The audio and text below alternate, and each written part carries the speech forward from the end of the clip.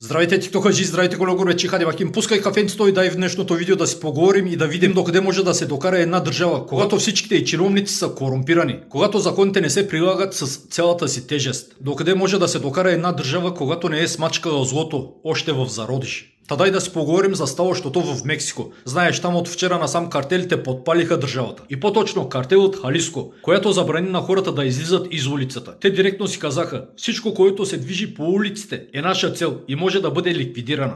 Кои са тези, че се опълчват на държавата? Каква е тая дързост? Дай да видим откъде почна всичко. Онзи ден там беше очистен лидер на този картел, Немисио Рубен Сервантес, или по-прякор Ел Менчо, който е познат като един от най-свирепите и брутални лидери на картели. Та накратко за Ел Менчо. Той е роден през 1966 година в същият град Халиско. Към края на 80-те години се премества в САЩ. Там през 1994 година е осъден на 3 години затвор за трафик на наркотици. И след освобождаването си се връща в Мексико и започва работа не като какъвто е, ами като полицай в същият град Халиско. Обаче човекът много скоро разбира, че да е от добрата страна на закона не е за него. Напуска работа и се влива в редиците на тогавашният картел Миленио, който картел тогава пък управлява града там. И много скоро след това става килър номер 1 на този картел. Въздига се много бързо и веднага след това преминава в помощният картел Синалоа. Това е картелът на всеизвестният Ел Чапо, който сега лежи в американски затвор. Знаеш, арестуваха го. Обаче на нашият Ел Менчо и това не му стига.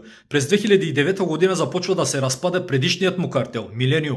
Той събира остатъците от нея и създава свой картел. По онова време Ел Чапо също е притискан от властите и целият този хаос е идеална почва за Ел Менчо. Той създава един от най-жестоките картели – Халиско нова генерация. Та този новосъздаден наркокартел влиза с гръм и трясък в наркосредите. Ползват се с репутацията на изключително жестоки и брутални. Агресивно завземат територии от другите картели. Според мексиканските власти, за последните 10 години те са отговорни за над 1000 убийства. Толкова са дръзки, че през 2015 година, когато държавата провежда операция срещу тях, те успяват да свалят 2 военни хеликоптера. В престрелките убиват 15 командоса. А през 2016 година отвличат не кой да е, ами самият син на Ел Чапо. И тогава се почва една война между картелите. Между тази на Ел Манчо и на Ел Чапо. Убитите тогава пак са много, над 200 души. Та сега операцията е проведена съвместно с Националната гвардия, армията и други федерални служби. А американците помагат с разузнаване. При операцията са убити над 10 души от картела. Други 10-15 са ранени, сред които и нашият Ел Манчо. Обаче той умира малко по-късно на път за болница от раните си.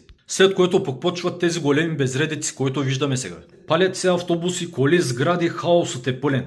А властите призоваха хората да не напускат домовете си, докато не бъде овладяна ситуацията. В град Гуадахара, която е една от най-големите в Мексико, улиците са празни, училищата затворени. Излитащи, пристигащи полети, всичко е отменено. Пак според официални данни над 30 души има на улицата убити. Но да ти кажа, терорът и хаосът не са само заради смъртта му. Сега е идеалният момент други картели да грабят територия от тази Халиско. Та едните се опитват да вземат нещо от другите, а другите се опитват да покажат, че все още са много жестоки и че всичко е под техен контрол. Разбираш ли? Не е само Халиско на сцената. Както и да е, по тези земи едва ли много скоро ще се възцари ред и законност, защото милиони хора в Мексико се препитават от наркотици. Я производство, я трафик, а други стотици хиляди са директно вътре в картелите. Цялата система е корумпирана. Та това се случва, когато законът не се прилага, когато всички са корумпирани, когато една държава изтърве края му. След това вече е много трудно в една държава да се въдвори ред и сигурност. Както и да е, това беше набързо от мен за събитията в Мексико. Живи, здрави и до нови срещи.